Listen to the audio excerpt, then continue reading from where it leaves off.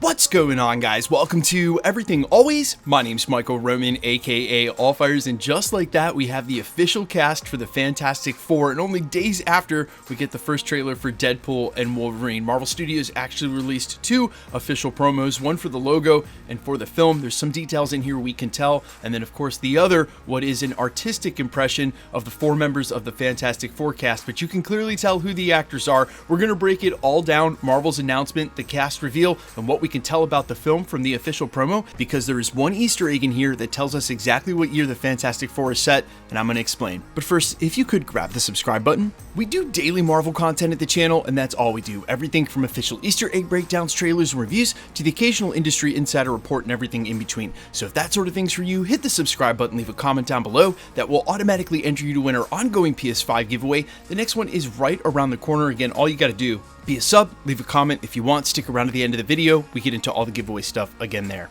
Okay, so this is what they officially released on their social media, and we can clearly tell the four members of the Fantastic Four from right to left are Pedro Pascal, Vanessa Kirby as Sue Storm, Joseph Quinn as Human Torch, and Ebon Moss-Backrack as the Thing, and of course they made sure to include a portrait of him up on the wall, because otherwise, well, he just looks like the Thing.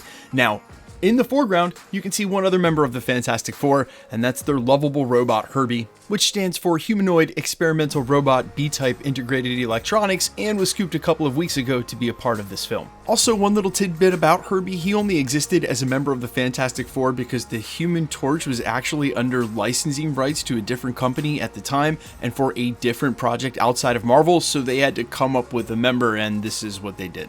Now, we know 100% from the styling that this is sort of retro, but because of the magazine that he's reading here in the foreground, we actually know exactly when the Fantastic Four is set. This magazine is actually a magazine issue of Life magazine that featured Lyndon Johnson on the cover and was published on December 13th, 1963. So there's some huge implications here, not just that this is going to be set during the 60s, but where and when the Fantastic Four are, because as I've said in multiple videos and as it pertains to our 616 MCU, Marvel Studios has exhaustively gone over the 1900s through several franchises, several look-backs at what's gone on in the past for superheroes. And I feel like it would be extremely remiss if the Fantastic Four had existed in the 616 timeline and they were only just now getting brought up. That is, unless they were early members of the space program and ended up getting stuck somewhere else in the multiverse in time and space and from the 60s, and without any real record of them, not only would that cause their powers, but that would cause them to be pretty much omitted from most of the history in the 616. But I think it a lot more likely that they're going to be coming from a completely different part of the multiverse, and when they do eventually meet up with the 616, well, that's where they'll be to stay after the multiverse is completely resurrected and at the end of the Multiverse saga. Now, there may be some other details tucked in here, and we'll have to look even closer for them, but at the end of the day, this is just a hand-drawn Valentine promo to announce the cast of the Fantastic Four and confirm when it's coming out. But there's two things I want to address, because I already know that there's going to be a fire in the fandom today because a lot of people did not want Pedro Pascal as Fantastic Four. One of the things I'm not going to do, especially here at this channel, and I urge you guys not to do because we have over a year before the film comes out, is to not complain about the cast before you give them a shot. Look, I'm all for calling something bad if it actually is bad, say like Madam Web, but I'm not for complaining about something or borrowing grief from the future when we haven't even seen it yet. And look, we've been a lot more surprised by castings in the past. There may be a chance that this is the perfect cast and they'll have the perfect chemistry when finally we get them on screen. So if you're in the camp of, hey, Pedro Pascal never felt like Reed Richards that you read in the comics, just look past that, give him a shot, and we can talk about it after we see the first film. And keep in mind that this team, more than maybe any other, is really built on the chemistry with each other. They have to be a family, and so I'm guessing that it was a lot more intricate casting than just picking one person here and one person there. Probably a lot of screen testing, a lot of reading together to see if the chemistry they were looking for is there. So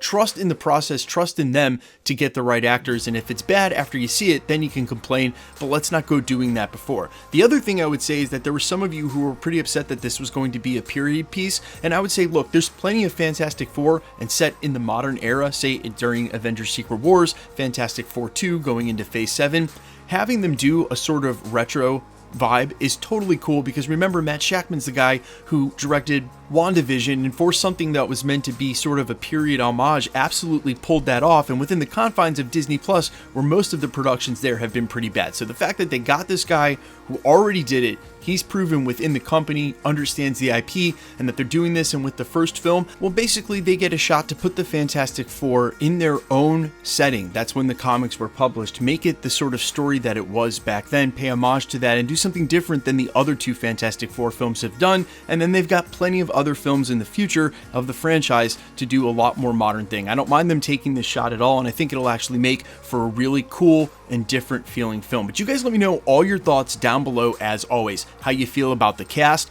the specific actors, also how you feel about this being a retro piece. I'm all ears. Let me know your thoughts quickly. Let's get into the giveaway stuff before I let you go. All right, we are still giving away PlayStation 5s at the channel, and we're going to continue to do so until the PlayStation 5 Pro or the PlayStation 6 comes out. We're also giving away tickets to Madam Web. We're going to announce a winner in our next video. I'm not sure that you'll want them, but still, we're giving them away.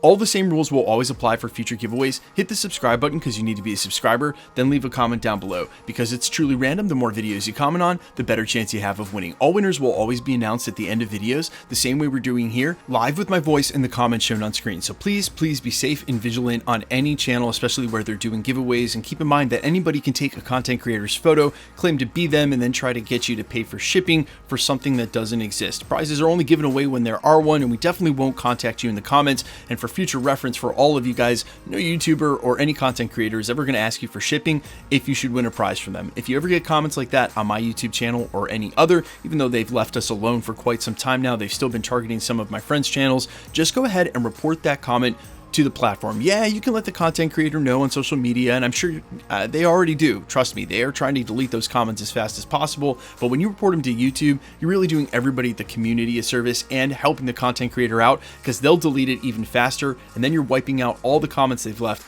across the platform. Again, you're doing a service to everybody, and I'd sincerely appreciate it. Best way to keep up with the content has always been to hit the notification bell with all notifications turned on. My name's Michael Roman. You can find me in a couple of places, Instagram and Twitter at I'mBuyers. You can also find me on Spotify, YouTube, Amazon, Apple, iTunes, wherever you listen to original music under the name Allfires. And while I sincerely appreciate you checking my music out, thanks for checking this channel out. Stick around. We'll be posting again real soon.